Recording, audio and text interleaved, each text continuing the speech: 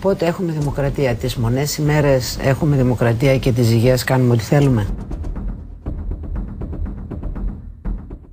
Βλέπετε, ο καθένας προσπαθεί, αλλά τα ποσοστά δεν φεύγουν. Γιατί δεν φεύγουν? Γιατί δεν υπάρχει μια τόσο μικρή αλήθεια. Δεν υπάρχει μια αλήθεια λόγων που τουλάχιστον να ταιριάξει και με την πράξη. Λένε ότι έχουν κλέψει.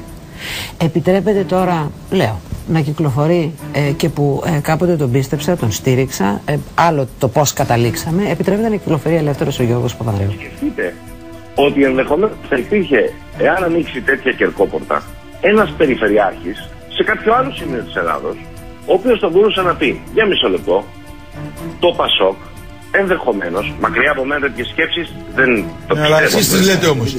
Εσείς τι λέτε τότε, αν είναι μακριά από εσάς δεν τις λέτε. Ακριβώς. Κύριε Αναγνωστάκη, μην προσπαθείτε να δημιουργείτε τις εντυπώσεις όπως κάνετε πάντα. Αφήστε να ολοκληρώσετε. Σας παρακαλώ. Κύριε Τζιτζικώστα, ακούστε με λίγο. Λέω λοιπόν.